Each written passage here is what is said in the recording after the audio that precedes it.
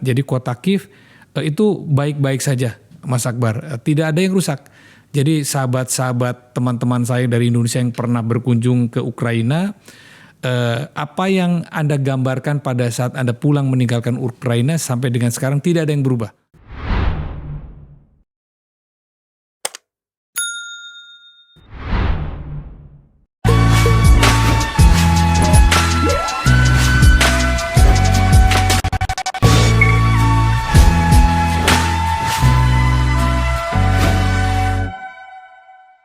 Para pemimpin dunia telah berdatangan ke Bali.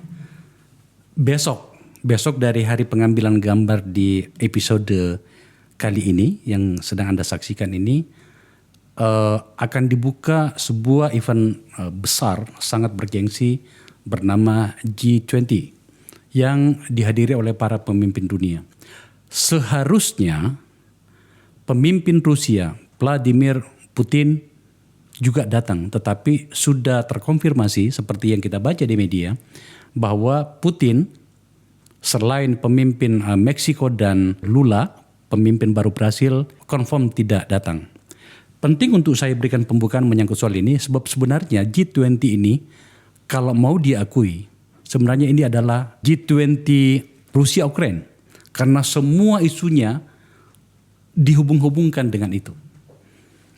Nah, untuk itu saya mengundang sahabat lama saya, teman lama saya, tandem lama yang pernah menjadi duta besar di Ukraina. Yudi Krisnandi, seorang politisi senior. Pak Dubes, Bro Yudi Krisnandi. Bro, aku itu sejujurnya itu kaget pada saat peristiwa Ukraina itu. Saya berpikir, kau masih di sana, bro. Meledaknya itu saya bayangkan Anda masih di sana itu. Itu berapa hari setelah pulang itu meledak perang itu? 2 bulan. Oh, sudah lama 2 ya. bulan. Ya. Soalnya kan Pak Yudi itu November, Desember, Januari, Februari tanggal 24 diserang. Dan tidak ada satupun yang menduga. Iya. Dan tidak ada laporan sebelumnya. Jadi tidak ada laporan sebelumnya, tidak ada yang menduga. Bahkan pada saat memori akhir tugas yang saya berikan kepada Chad Affair, pengganti sementara, dan dari Chad Affair kepada duta besar yang menggantikan saya, almarhum Bapak Abdul Ghafur, itu juga tidak ada laporan yang menyebutkan bahwa akan terjadinya serangan Rusia, tidak ada yang menduga. Ya, makanya saya kepikiran, kami teman-temanmu di Indonesia itu bertanya-tanya, bro, ini Om Yudi ini bagaimana di sana kan gitu ya. Dan tampaknya ke Ukraina itu sangat membekas di hatinya Om Yudi ya. Teman-teman para politisi banyak datang ke sana kecuali saya. Mohon maaf, nggak sempat. Karena sampai Om Yudi ini, sahabat saya ini menulis buku khusus tentang itu. Ini bukunya. Kayaknya ada di Gramedia ya? Ada di Gramedia. Oh ya udah, kita beli bukunya. Om Yudi, kita akan berbicara tentang 2 hal. Perang di Ukraina dengan Rusia dan G20 sendiri. Tadi saya sudah memberikan sedikit pengantar soal itu.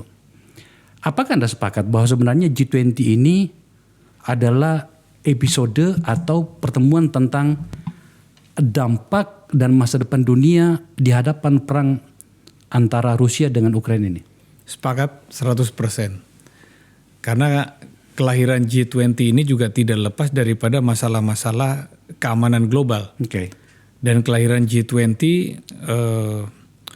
pada tahun 1997, 98 itu diawali juga oleh adanya GH yang sebelumnya lagi G7. Ya, G8 dan G7 ya? Iya. Oke. Awalnya. Dan landasan utamanya bukan hanya sekedar untuk kerjasama ekonomi, bukan hanya sekedar mengatasi krisis global secara ekonomi, namun juga memberikan kepastian bahwa dunia yang damai merupakan sebuah fondasi untuk kerjasama global. Okay. Jadi tanpa adanya keamanan global, tanpa adanya jaminan keamanan, tidak mungkin dilakukan kerjasama global. Sehingga tesisnya Bang Akbar di awal tadi yang mengatakan bahwa agenda dari G20 ini akan syarat dengan masalah-masalah pembahasan mengenai perang Rusia di Ukraina dan agenda-agenda perdamaian, itu memang adanya demikian. Jadi tidak ada lagi agenda yang lebih penting di G20 yang akan dibuka besok, di mana para kepala negara sudah mulai berdatangan pada hari ini, selain masalah perdamaian, selain bagaimana menghentikan perang, bagaimana menyadarkan Rusia bahwa telah bertindak di luar norma-norma keadaban internasional dan hukum internasional.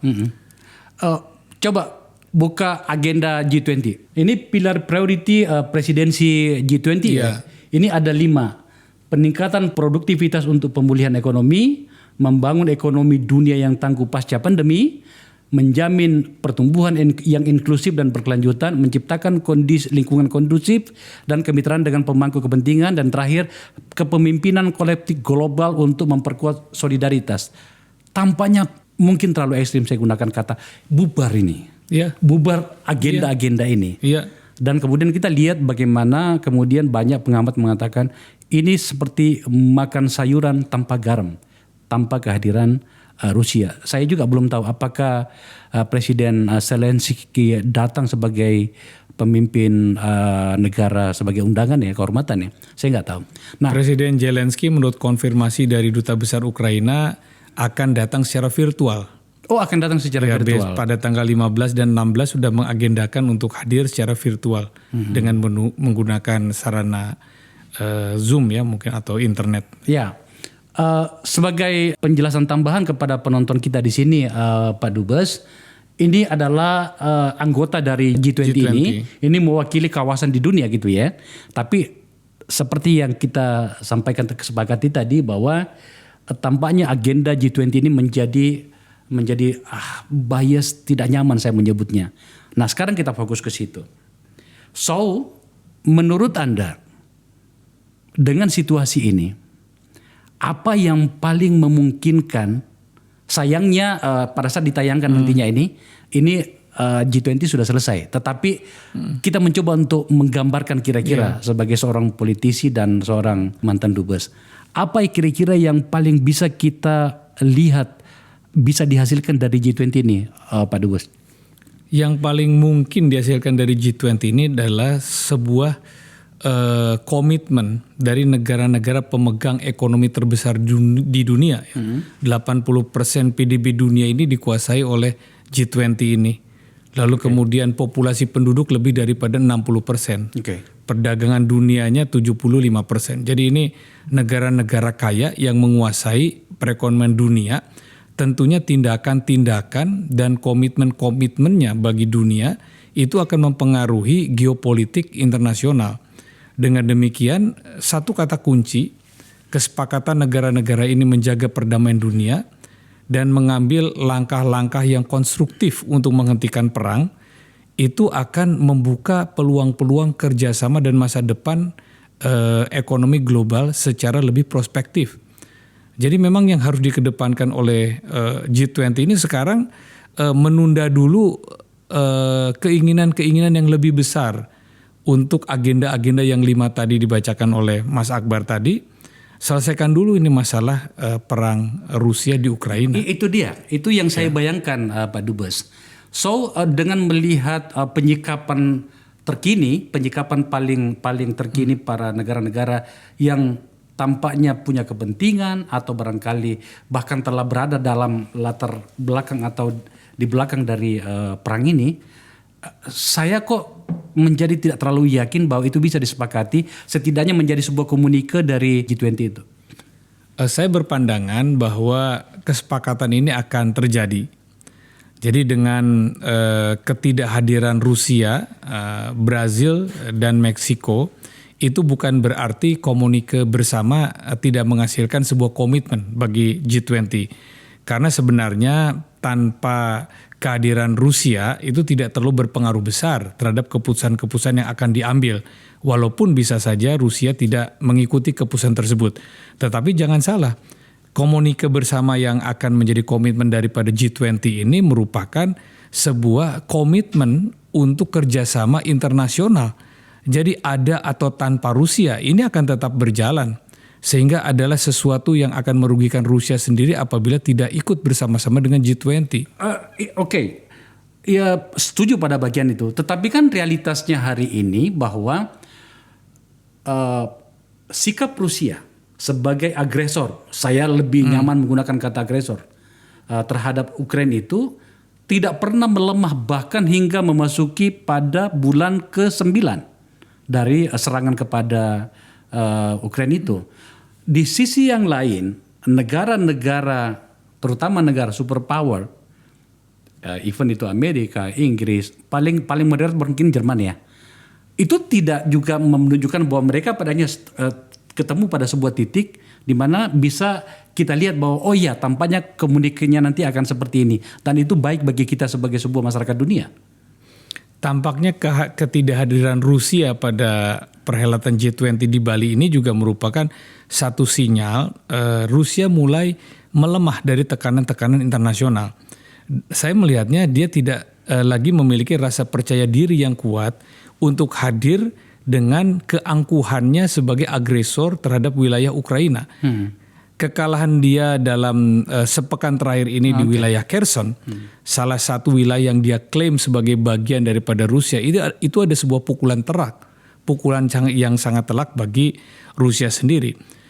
Lalu kemudian pernyataan IMF yang mengatakan bahwa tahun depan terjadi pelambatan yang cukup signifikan pada tingkat pertumbuhan Rusia yang akan mencapai minus 2,3%. Itu juga merupakan sebuah warning yang membuat tidak nyaman para pemimpin Rusia untuk melanjutkan tindakan-tindakan agresinya. Di tengah juga tekanan-tekanan negara-negara mitra di baratnya seperti Jerman, Prancis itu kan terlibat di dalam perjanjian pembangunan Nord Stream 1, 2, dan 3 yang sangat vital bagi pemasukan gas alam dan juga minyak dari Rusia. Nah, ketiga mitranya tersebut juga turut menekan Rusia untuk menghentikan perang. Sehingga ketidakhadirannya di G20 saya melihatnya sebagai satu titik balik ya Rusia untuk mau berkompromi dengan tekanan-tekanan internasional, memperbaiki sikapnya terhadap kehendak internasional yang ingin menghentikan perang. Jadi saya melihatnya dari kacamata yang optimis bahwa setelah perhelatan yang baru selesai pada tanggal 16 November ini akan ada sebuah titik balik ya, melakukan sebuah rekonsiliasi kembali posisi Rusia terhadap negara-negara barat khususnya di Eropa, dan dia mau tidak mau harus berdamai dengan keinginan internasional untuk menghentikan perang. Anda ingin mengatakan bahwa peluang atau kemungkinan Rusia menghadapi peristiwa sama seperti ketika dia menyerang, kemudian kalah di berbagai wilayah, kemudian mundur, seperti yang dialaminya di Afghanistan akan terjadi juga di Ukraina? Ya, saya melihatnya demikian. Perang Afghanistan yang dia lakukan selama 10 tahun seharusnya menjadi pelajaran berharga bagi Rusia. Walaupun pada saat itu ditopang oleh 5 negara inter-Commonwealth country, yang negara-negara yang bergabung di dalam Uni Soviet. Tetapi kekalahannya 10 tahun itu membuat bubarnya Uni Soviet. Bentar dulu Om. Coba tampilkan ini agar merefresh memorinya penonton kita. Kita tampilkan dulu bagaimana sih sebenarnya konflik antara Rusia dengan Ukraina ya. Tidak apa-apa kita mengulang sebentar. Ukraina itu merdeka dari Uni Soviet itu tahun 91. Kemudian terjadi perdebatan dan pertarungan politik antara kubunya Yushchenko yang pro-demokrasi dengan kubu Yanukovych pro-Rusia. Maka kemudian soal Crimea juga menjadi faktor lain. Dan langsung saja pada tanggal 21 Februari tahun 2022 Rusia mengakui kemerdekaan Luhansk dan Donetsk, sama dengan provinsi barangkali di Ukraina itu. Wilayah timur ya, ada perbatasan dengan Rusia, dan pada esok harinya Putin mengirim pasukan, 2 hari kemudian invasi dilakukan. Sekedar untuk merefresh seperti yang saya katakan tadi, apakah hanya karena faktor Ukraina ingin bergabung pada Uni Eropa dan NATO yang membuat Rusia jadi marah, Om Yudi? Itu alasan formalnya saja, tetapi sebetulnya perilaku Rusia kepada Ukraina ini sudah berlangsung berabad-abad. Jadi perlawanan Ukraina kepada Rusia untuk tidak dikooptasi dan tidak dijajah itu sudah dimulai dari dinasti sebelum Romanov. Jauh ke belakang sejarahnya di abad ke-9, Ukraina itu sudah memberontak. Dengan pendudukan kota Kiev, pemindahan Novgorod ke kota Kiev sudah memberontak. Di abad ke-11 di era Ratu Olga juga dia sudah memberontak. Lalu di awal revolusi Bolshevik 1917, Ukraina adalah negara pertama yang menyatakan merdeka dari kekaisaran Imperium Rusia pada tahun 1918 ya, dengan presiden pertamanya Mikhailo Khrushchevsky. Lalu kemudian pada masa-masa selanjutnya termasuk juga saat Uni Soviet bubar 26 Desember 1990, Ukraina sudah mengumumkan kemerdekaannya mendahului malah 1 Desember. Hanya pada saat itu Boris Yeltsin mengajak Ukraina dan Belarus untuk menandatangani fakta pembubarannya bersama-sama pada 26 Desember 90. Sehingga pada tahun 91 Ukraina baru menyatakan kemerdekaannya pada tanggal 24 Agustus. Jadi keinginan untuk lepas dari rezim Rusia itu sudah sangat lama karena Rusia selalu menganggap Ukraina ini bagian dari wilayahnya, bagian dari kebudayaan. Kalau itu sih kan tidak bisa kita abaikan. Iya. Sejarah kan mengatakan begitu. Bahkan catatan kami di sini, Ukraina itu merdeka dari Uni Soviet itu 91. Kenapa kemudian Rusia masih juga beranggapan bahwa itu wilayah kami padahal sudah merdeka? Satu hal, oke. Kemudian yang kedua soal menjadi anggota Uni Eropa itu tadi. Oke. Yang ketiga soal bagaimana sendiri politik di Ukraina itu tidak pernah stabil gitu ya. Terutama pada pertarungan dua nama yang kita sebutkan tadi. Yushchenko dengan Yanukovych. Saya bawa dalam konteks kita Pak Dubes. Karena sejujurnya isu ini, peristiwa ini pada saat baru saja aneksasi terjadi di sana itu ramai sekali kita di sini. Dan melahirkan banyak pengamat-pengamat. Lucu loh di Indonesia ini. Ada banyak pencinta Rusia. Oke? Ada banyak pencinta Rusia dan dengan berbagai alasan. Pada beberapa bagian yang tidak terlalu banyak itu menyatakan apapun namanya ini pelanggaran internasional, pelanggaran hak asasi dan seterusnya dan seterusnya. Pak Dubes, jelaskan dalam konteks kita. Seharusnya kita memahami ini seperti apa agar kemudian kita belajar, oh bahaya loh. Kita juga bisa dianeksasi oleh negara lain. Begitu pendekatan yang kami bangun di sini. Pertama ya, kenapa Rusia itu ingin sekali menguasai Ukraina? Pertama, dia melihat dari sejarah mereka yang menganggap Ukraina ini bagian dari mereka.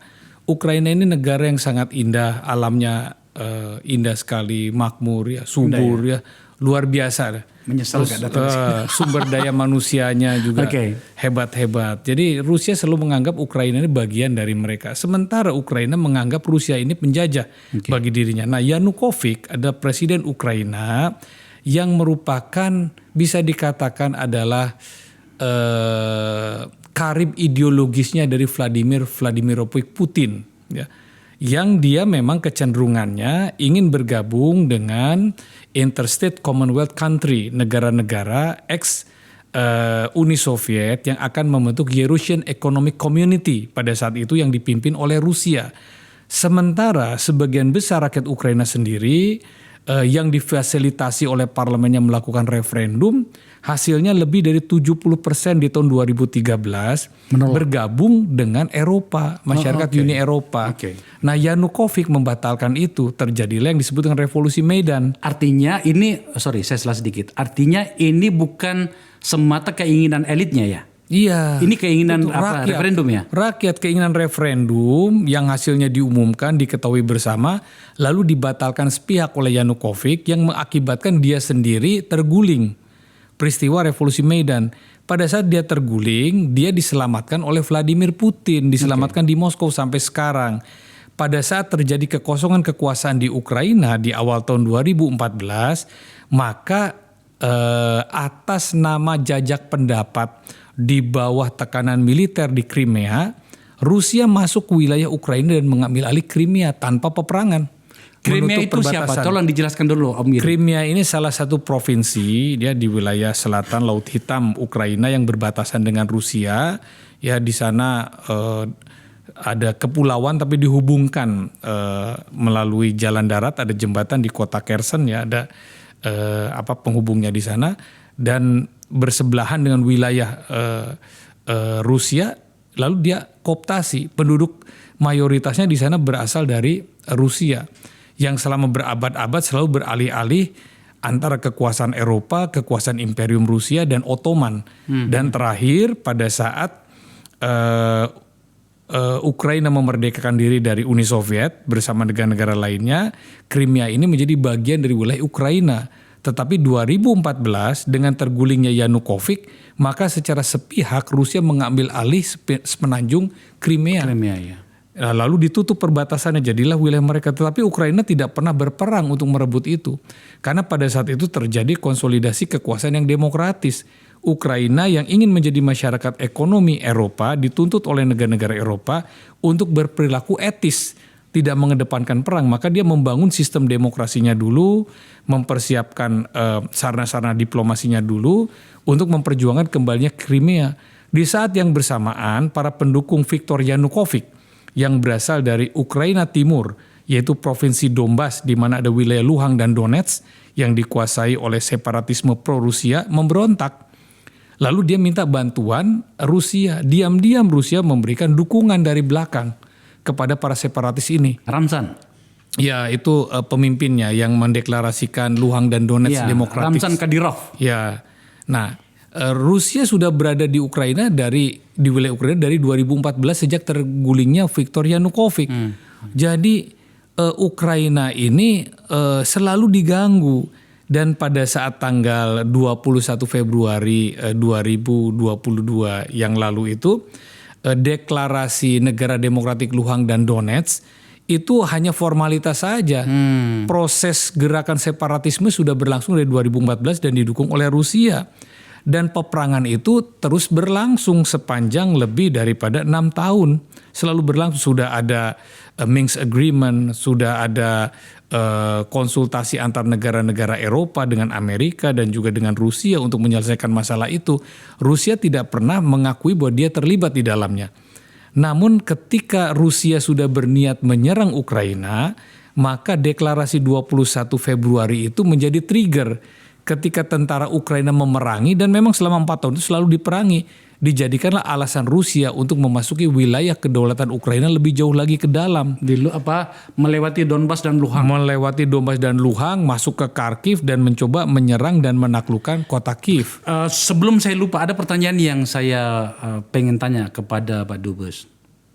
Dalam kondisi seperti itu, tampaknya Ukraina itu salah satu negara Eropa Timur yang maju ya? Paling maju menurut saya. Kok bisa ya? Sebab saya belum selesai dengan tema yang tadi, tapi saya pengen tahu persenjataan mereka hebat, bahkan sampai dalam hal sepak bola itu mereka kuat loh ya. Iya. Apa yang menyebabkan mereka seperti itu? Itu dilihatnya ke belakang sejarah ya Mas Akbar. Di abad ke-10 pada saat dinasti Rurik ya. Dinasti Rurik yaitu Pangeran Oleg, anak raja pertama kekaisar Imperium Rusia, memindahkan ibu kota Novgorod ke Kiev itu karena Kiev itu jauh lebih maju dari Novgorod di utaranya Rusia. Kiev itu di selatan. Kiev itu di sisi sungai Dnipro. Saya sampaikan lagi, pemandangannya indah, alamnya subur, masyarakatnya ramah dan memiliki sumber daya manusia yang baik. Itu berlangsung sejak abad ke-10 ditemukan oleh Pangeran Oleg dari dinasti Rurik Imperium Rusia. Jadi itulah yang membuat Rusia ini ingin selalu memiliki wilayah Ukraina, dan dia selalu mencoba dalam waktu yang sangat panjang untuk melakukan itu. Dan Ukraina ini memiliki potensi yang sangat luar biasa ya dari sisi dalam sumber daya. Ya, dalam sumber daya alam dan sumber daya manusianya. Dia memiliki nasionalisme yang sangat kuat, ya, sulit untuk ditaklukkan. Perang dia dengan Rusia ini sudah sangat panjang dan berabad-abad. Iya, itu industri persenjataan Ukraina itu kan dulu berkembang ketika masih bergabung dengan Rusia atau masih menjadi bagian dari Rusia. Tapi setelah mereka pisah itu kelebihan dan kejayaan dalam hal teknologi itu mereka kembangkan terus ya. Jadi waktu Presiden Rusia yang ketiga setelah Lenin, Stalin, Khrushchev ya, di tahun 1954 berkuasa, Khrushchev ini, Nikita Khrushchev berasal dari Ukraina. Oh, oke. Jadi di era Khrushchev itu membangun infrastruktur Ukraina. Dua infrastruktur yang dibangun oleh Khrushchev yaitu industri pangan dan industri persenjataan, karena lahan yang sangat subur dan tanahnya yang menghasilkan biji besi yang sangat baik, terbaik bahkan di dunia. sehingga dia bisa membuat besi baja, peluru dan sebagainya. Oh. Nah, sehingga kebijakan Uni Soviet saat itu mengembangkan industri senjata dan pertahanan di wilayah Ukraina. Makanya kan ada Chernobyl, ya, nuklir terbesar di dunia itu di Chernobyl. Antonov itu ada di Ukraina, di kota Kiev. Ya. Motor Six itu ada di Zaporozhye. Lalu pabrik senjata Lutsk yang terbesar, rudal-rudal jelajah tinggi di atas 300 kilometer diproduksi di Ukraina.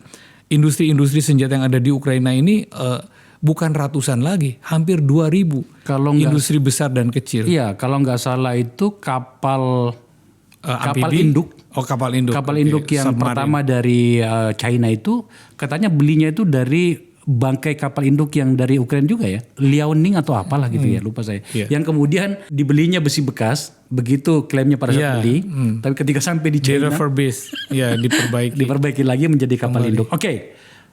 Itu tentang Ukraina. Nah, saya bawa dalam konteks kita dan tentu saja karena ada G20 di Bali. Kita itu sebenarnya sudah melakukan banyak hal loh Pak Dubes. Ya.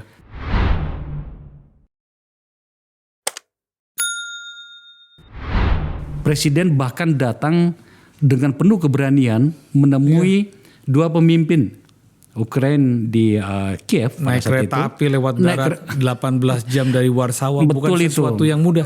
Luar biasa itu. Dan menemui Presiden Zelensky Putin ya. dan Putin. Tapi tampaknya dengan ketidakhadirannya Putin itu banyak orang mengatakan bahwa gagal kunjungan itu. Bagi saya tidak.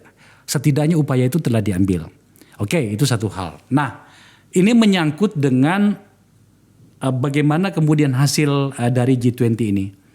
Pak Dubes, apa rekomendasi Anda yang paling mendasar yang harus dilakukan kita sebagai tuan rumah dan pihak yang sedang mau mengambil inisiatif lebih banyak menyangkut dengan perang atau ya, aneksasi itu dan juga di hadapan negara-negara yang sedang berada di Bali sekarang?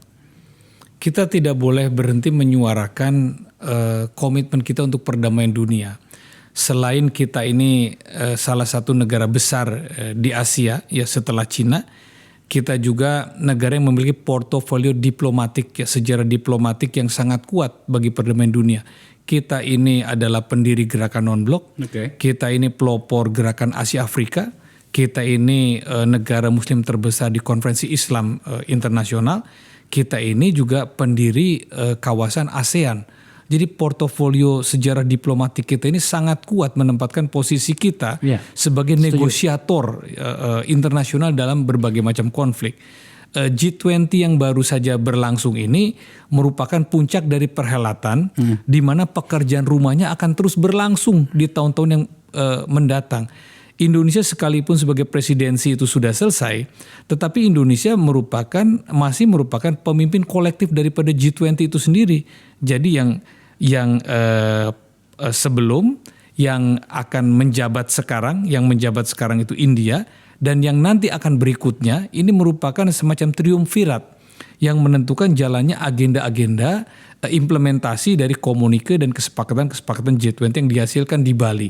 Nah, salah satu pesan pentingnya adalah menghentikan perang, menciptakan perdamaian dunia, mencegah terjadinya perang dunia ketiga, dan perlucutan senjata nuklir.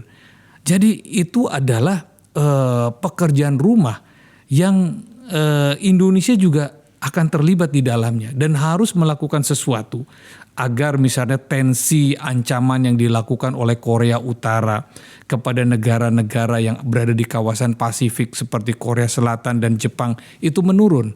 Ya, lalu kemudian tensi ketegangan yang ada di Laut Cina Selatan yang mengkhawatirkan Taiwan, Hong Kong, negara-negara yang lain yang ada di kawasan tersebut juga termasuk kita ya itu memerlukan peran-peran dari negara kita Indonesia. Kenapa? Karena kita ini negara yang tidak memiliki konflik dengan negara manapun. Berbeda dengan Amerika misalnya. Dia memiliki ketegangan tertentu dengan Cina. Dia memiliki ketegangan dengan beberapa negara di Timur Tengah. Dia juga memiliki constraint hubungan diplomasi yang total dengan Rusia. Tetapi Indonesia kan tidak memiliki masalah dengan siapapun. Indonesia dengan Cina itu hubungannya baik. Indonesia dengan Rusia juga memiliki hubungan yang baik. Indonesia dengan Amerika Serikat, dengan Inggris, dengan negara-negara yang mendukung perjuangan kedaulatan Ukraina juga memiliki hubungan yang baik. Dan kehadiran Presiden Zelensky walaupun secara virtual di G20 ini juga menunjukkan saat adanya sebuah ikatan emosional sebagai satu hasil dari diplomasi kehadiran Presiden Joko Widodo ke Kiev pada 30 Juni yang lalu. Dan Indonesia ini sangat diperhitungkan, didengar suaranya. Nah, kita harus menyadari bahwa kita ini memiliki portofolio untuk menciptakan perdamaian dunia dengan kuat. Saya setuju terutama pada bagian terakhir itu. Kita negara besar, setidaknya dalam hal jumlah penduduk. Peran-peran diplomatik luar negeri kita yang selalu berusaha untuk berada di tengah, sedikit demi sedikit mendapat pengakuan dan penghormatan gitu ya. Nah, ini menyangkut dengan salah satu tujuannya podcast saya juga adalah pembelajaran politik, termasuk politik luar negeri gitu ya. Bagaimana bisa kemudian ada banyak orang yang memberikan respek kepada Rusia padahal negara itu menganeksasi. Ada level-levelnya, kalau serangan ke luar negeri itu agresi, ini aneksasi gitu ya. Masuk pada negara lemah dan mengambil alih. Saya nggak paham ini Pak Dubes. Coba jelaskan, berikan kami sedikit catatan kritis menyangkut dengan penyikapan ini. Sebab aneh menurut saya, sebuah negara besar masuk ke negara yang lemah, menguasai, dan kemudian memberikan permakluman pada penyikapan itu atas berbagai argumen yang macam-macam, termasuk karena presidennya bekas pelawak. Nah, kira-kira gitu kan. Coba kita lihat pada picture besarnya Pak Dubes. Coba dijelaskan kepada kita. Kita melihat dari sentimen publik dengan sikap pemerintah. Ya. Sikap pemerintah kita sangat firm bahwa kita menolak setiap bentuk agresi, setiap bentuk pengingkaran pada hukum-hukum internasional, dan invasi terhadap kedaulatan negara lain.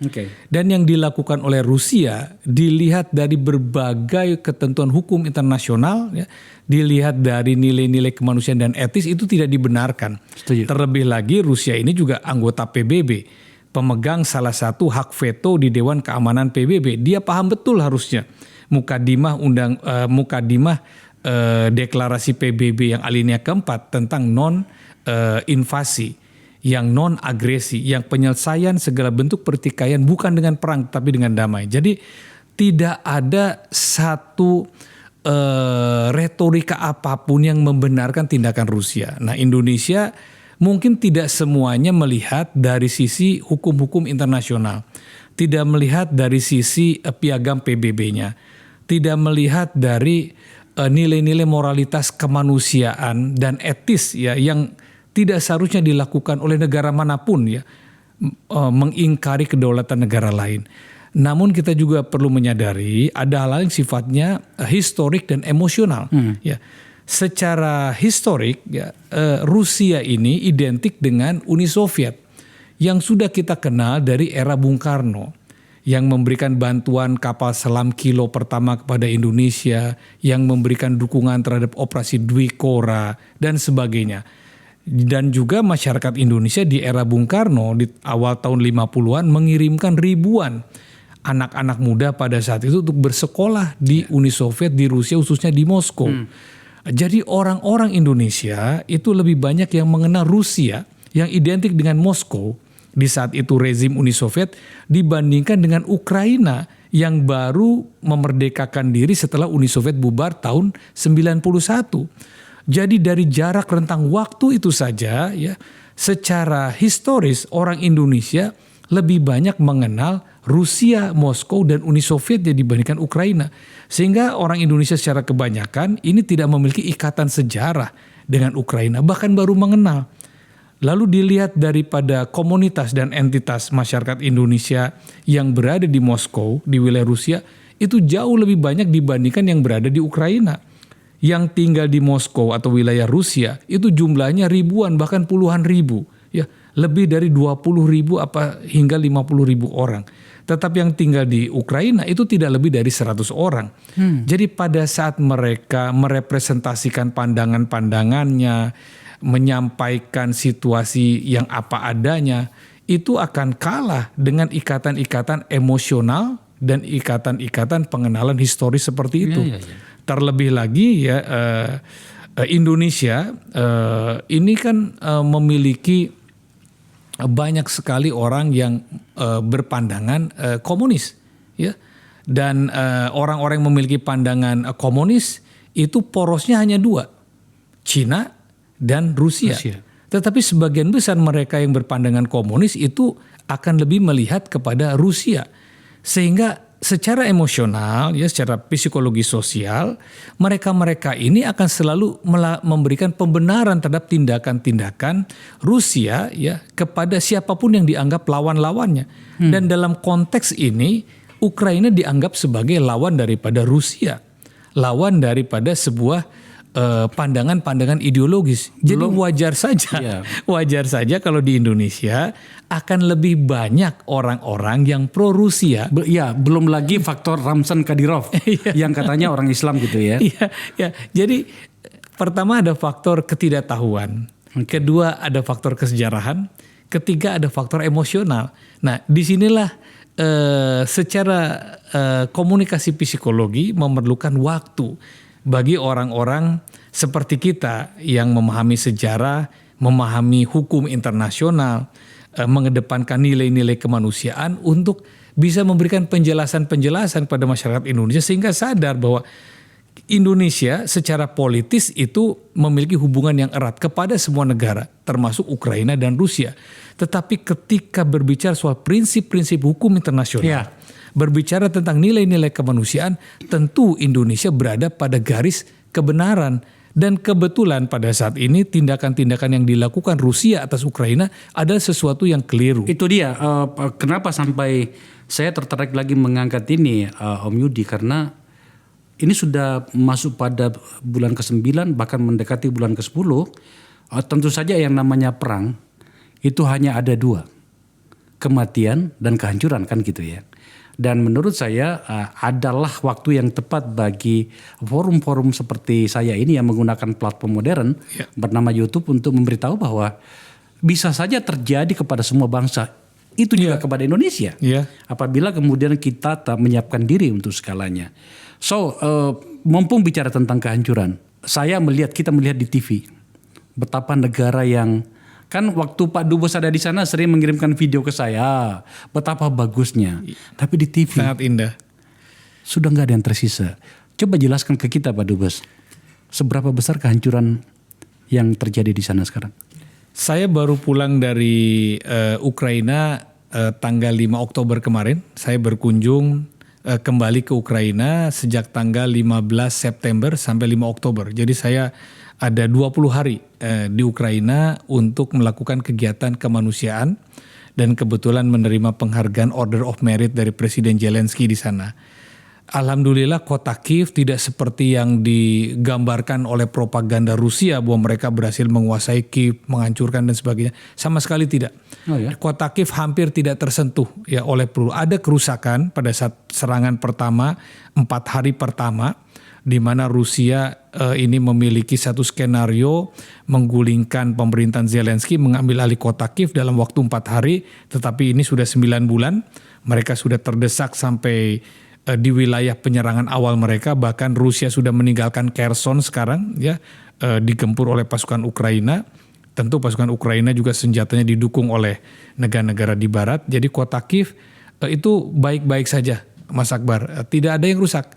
Jadi sahabat-sahabat teman-teman saya dari Indonesia yang pernah berkunjung ke Ukraina, apa yang Anda gambarkan pada saat Anda pulang meninggalkan Ukraina sampai dengan sekarang tidak ada yang berubah. Ya, sekarang kita mendapatkan berita instalasi listriknya diserang oleh drone-drone rudalnya Rusia. Memang ada kerusakan, hanya gelap gulita saja, sekitar 30-40%. Wilayah ibu kota Kiev itu masih gelap dalam perbaikan, tetapi kotanya tidak ada yang rusak. Kemarin sempat ada tembakan rudal misail ya pada awal Oktober menghantam salah satu jalan di dekat Universitas Taras Shevchenko. Tetapi dalam waktu 2 hari sudah diperbaiki lagi, sudah tidak seperti ada apa-apa. Jadi Ukraina Selatan termasuk Kiev itu nggak ada masalah? Hampir seluruh wilayah ibu kota dan sekitarnya tidak ada kerusakan yang berarti. Kerusakan itu ada di kota-kota di mana penyerangan datang. Dari arah Belarus, dari arah utara, dia masuk kota Chernihiv menuju ke Kiev. Ketika pasukan Rusia dipukul mundur, kota-kota yang ditinggalkan oleh Rusia itu dirusak. Seperti Chernihiv dirusak, ada kerusakan sampai mereka mundur kembali ke perbatasan Belarus. Mereka masuk lagi dari wilayah timur, masuk dari Luhansk Donetsk menuju Kharkiv. Kharkiv itu bisa dikatakan 50% kotanya hancur, rusak, dibombardir pada saat mereka akan meninggalkan. Dan beberapa kota lain. Lalu kemudian juga ada Bucha yang sangat terkenal, kota Irpin yang ditemukan adanya pembantaian lebih dari 250 warga sipil oleh pasukan Rusia yang meninggalkan kota itu ketika mereka dipukul mundur oleh Ukraina. Itu juga terjadi kerusakan di kotanya, tetapi ya kira-kira 10-15% di pusat kotanya. Jadi yang betul-betul rusak itu di wilayah-wilayah pertempuran di wilayah timur. Ya seperti Luhansk, Donetsk yang tadinya hanya pertempuran antara tentara Ukraina dengan separatis yang sangat terbatas dan itu juga ada ceasefire-nya, ini menjadi medan pertempuran total. Jadi Luhansk, Donetsk di wilayah timur itu bisa dikatakan hancur. Kenapa ini logika yang tidak datang ke sana dan hanya membaca. Kenapa Kiev masih aman-aman saja? Tidakkah persenjataan Rusia bisa menjangkau lebih jauh bahkan dari Kiev? Nah, ini juga yang perlu dicerahkan ya kepada para pengamat militer, kepada para pengamat politik dan pengamat lain tentang perang Rusia di Ukraina ini. Kalau dilihat dari military balance ya, military power fire, ada satu institusi yang melihat kekuatan-kekuatan tentara di dunia ya. Ukraina ini menempati posisi nomor 2 di dunia ya, dilihat dari sisi militer by data. Ukraina ini nomor 22 di dunia. Perbandingannya cukup jauh tuh, agak lumayan ya. Misalnya prajurit tentara aktif ya Rusia itu kira-kira 900.000. Ukraina itu hanya 200.000. Cadangan militer Ukraina itu hanya 900.000, tapi Rusia itu 2 juta. Dilihat dari tank bajanya, Rusia hanya punya, Ukraina hanya memiliki tank baja Rampur ya, armor vehicle military itu kira-kira 4.000-an. Rusia 12.000. Jadi kalah lah kalau dari sisi itu semua. Okay. Namun ya, dari sisi modernisasi persenjataannya, Ukraina jauh lebih modern. Dari sisi militansi tempurnya, Ukraina jauh lebih modern.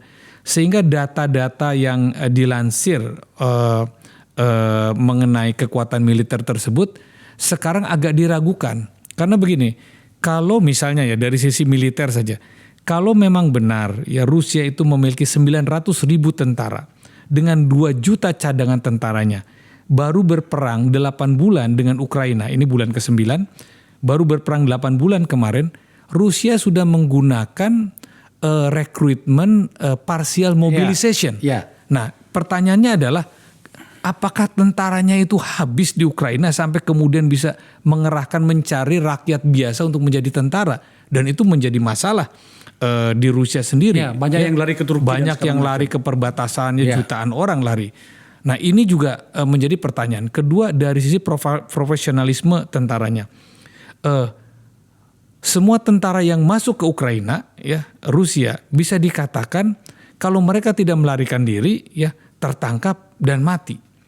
Jadi ada 100.000 tentara yang digerakkan dari perbatasan timur Luhansk dan Donetsk pada 24 Februari yang lalu memasuk ke Ukraina.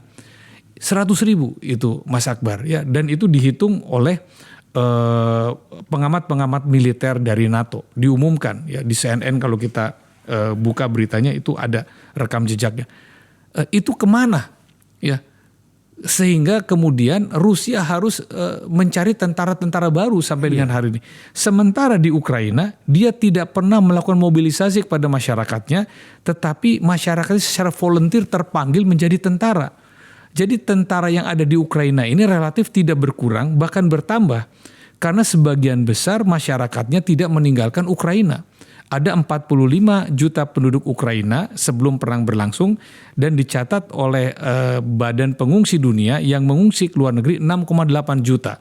Jadi masih kira-kira 38-39 juta rakyat Ukraina yang berada di dalam wilayah Ukraina, yang siap bertempur mempertahankan kedaulatan negaranya. Itulah yang membuat Ukraina sangat kuat. Ausdauer untuk bertahan dan berperangnya. Bahkan mereka sekarang sudah mendesak Rusia sampai ke titik awal mereka menyerang. Ya, makanya Om Yudi, kita mendekati bagian akhir dari diskusi kita. Kesimpulan Anda apa? Apakah Rusia akan mampu bertahan dan kemudian mengusir Rusia dari batas akhir negara mereka, termasuk di kawasan Luhansk dan Donetsk? Atau Rusia memang agak mundur sekarang tapi akan masuk lagi? Dan kemudian dalam konteks dunia sendiri, kira-kira kita akan berada pada titik mana di hadapan perang atau aneksasi ini? Saya ingin menjawab dari yang bagian terakhir dulu. Posisi kita harus bersama masyarakat dunia lain yang cinta perdamaian dan mengedepankan nilai-nilai kemanusiaan yang anti perang. Okay. Jadi posisi kita harus senantiasa konsisten pada nilai-nilai itu dan juga pada nilai-nilai internasional yang berlaku, hukum internasional berlaku. Jadi kita harus mengatakan bahwa yang dilakukan Rusia itu salah dan Rusia harus segera menarik diri dari wilayah kedaulatan Ukraina. Itu harus tegas disampaikan oleh Indonesia dan juga masyarakat dunia lain sehingga perang ini berhenti dan fondasi kerjasama internasional ini akan berlangsung kembali. Satu. Kedua, dari sisi skenario perang, kunci berhenti atau berlanjutnya peperangan ini ada di Rusia, ada di Putin. Kalau Vladimir Putin itu tanpa harus dia kehilangan muka dan kewibawaannya, dia cukup mengatakan bahwa dia memenuhi himbauan masyarakat dunia dan dia mengakui hukum internasional untuk tidak melanjutkan invasinya. Itu persoalan akan selesai. Perang akan berhenti. Tetapi apakah berhentinya perang Rusia terhadap Ukraina ini bersifat permanen atau temporer yang akan berlaku saja suatu saat nanti? Saya bertanya kepada banyak orang di Ukraina, sahabat-sahabat saya. Mereka tidak yakin kalau Rusia ini ingin benar-benar berhenti menyerang itu yang saya Ukraina. Iya. Jadi boleh saja Vladimir Putin sekarang berhenti, tapi suatu saat akan muncul ya orang-orang yang berpikiran sama di satu masa. Namun Mas Akbar, untuk menghimpun satu kekuatan kembali menyerang Ukraina itu memerlukan waktu bertahun-tahun. Saya melihatnya yang dipersiapkan oleh Vladimir Putin ini lebih dari 10 tahun. Karena kalau diingat ya pada saat Boris Yeltsin menyerahkan koper yang berisi kendali nuklir dan mengangkat Vladimir Putin menjadi Perdana Menteri Rusia menggantikan dirinya, menjadi Presiden Rusia menggantikan dirinya, pidato Putin pada saat itu ingin mengembalikan kejayaan Imperium Rusia. Dia mengatakan kapan? Dia mengatakan ketika konsolidasi negara ini sudah cukup kuat dan juga ekonomi kita sudah cukup kuat, kita harus mengembalikan kejayaan Rusikaya Imperia. Nah, itu dikatakan kapan? Itu dikatakan pada tahun 1991. Jadi dia memerlukan waktu berapa tahun itu? Memerlukan waktu yang cukup lama untuk kemudian merasa dia kuat. Dan ketika dia kalah, terdesak dari wilayah-wilayah yang dia kuasai, dan kemudian dia harus mematuhi desakan internasional untuk kembali berdamai dan menghentikan perang, maka dia memerlukan waktu puluhan tahun untuk bisa kembali menyerang Ukraina. Tetapi jangan salah, dalam waktu yang panjang itulah Ukraina juga sudah mempersiapkan diri untuk terjadinya hal-hal yang tidak dia inginkan kembali. Tentu saja, itulah gunanya ruang sosial kita isi dengan informasi ya Pak Dubes ya. Termasuk di tempat saya ini, agar kemudian alam bawah sadar kita, kesadaran kita yang paling bawah itu tentang sebuah bangsa yang harus merdeka tanpa ancaman-ancaman dari berbagai kekuatan di luar dari negara kita, itu kita bisa antisipasi. Tayangan seperti ini dan juga ditayangkan di banyak tempat, itu adalah proses pembelajaran bahwa merdeka itu dalam artian yang sebenarnya. Dan sikap itu harus ada di dalam diri kita. Saya undang Pak Dubes ke sini untuk menjelaskan itu. So, saya senang ada banyak penjelasan yang mendasar yang Om Yudi berikan ke tempat saya ini. Tapi saya harus bertanya satu hal. Dan saya sangat senang diundang oleh Mas Akbar yang pertama kalinya, tempatnya asik sekali ini. Saya harus bertanya juga nih. Kembali ke dunia politik lagi. Ya sebagai politisi kita semua kan memiliki genetik ya yang memanggil kita setiap 5 tahunan. Enggak apa-apa Om. Sahabat saya ini saya declare di sini akan kembali ke parlemen dari Dapil Cirebon.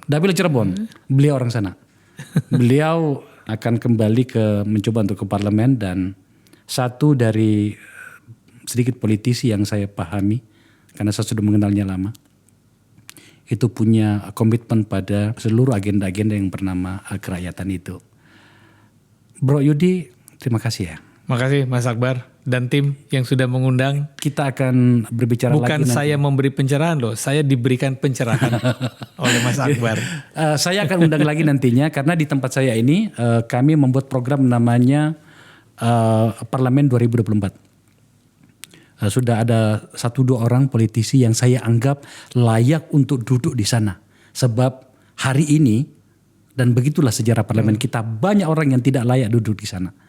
Om Yudi, sahabat saya, adalah orang yang saya kenal, pernah kami sama-sama dulu di Hanura, dan sekarang kembali lagi ke Golkar. Mas Yudi kembali lagi ke rumah lamanya di Golkar. Tapi lagi-lagi Mas Yudi, selamat kembali ke tanah air, selamat mengisi kembali ruang-ruang sosial kita, ruang-ruang politik kita dengan narasi Anda yang mantap dan tajam.